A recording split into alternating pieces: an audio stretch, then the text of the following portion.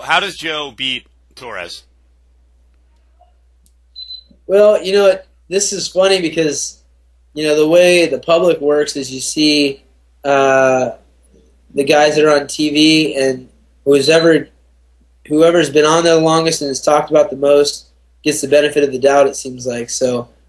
Joseph, I've been saying for a long time, is the best 35 pounder in the world. He lost a close one to Dominic Cruz, and that was on takedowns and kind of a game plan thing that worked in his advantage. But Joseph can knock guys out. He can submit guys. He's a state champion wrestler. He's 11 or 10-1 as a pro, and as an amateur, I think he came to our gym 7-0 as an amateur. So he's been competing a long time. I think he knocks out Miguel Torres, ground and pounds him. He can dictate where the fight goes, and he's really elusive, hard to hit, and he's really his pace is hard to match.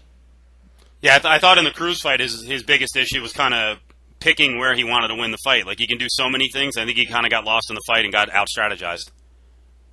Yeah, and he wanted to, before that fight, he wanted to knock Dominic Cruz out the whole time, and he landed the heavier punches. The biggest difference was he got taken down. Mm-hmm. He would pop right back up, wasn't in any danger on the ground, but those things accumulate, and Dominic won the fight because of some advantages on takedowns.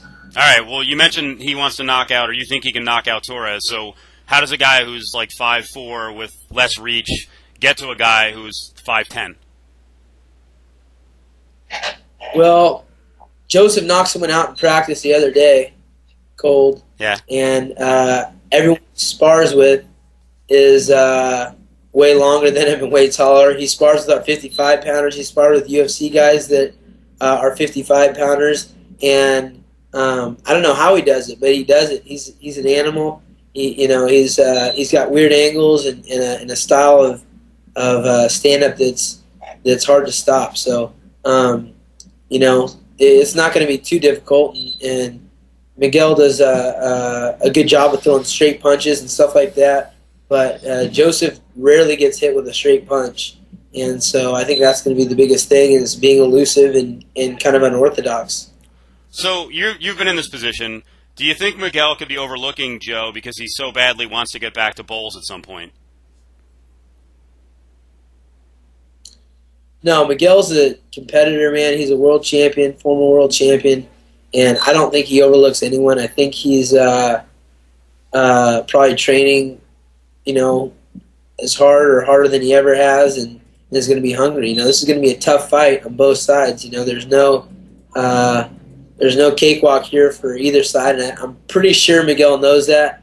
He understands that Joseph's got some tools, and I think he's going to come out and fight just like he always does. He just marches forward and fights to the bitter end, and it's going to be exciting.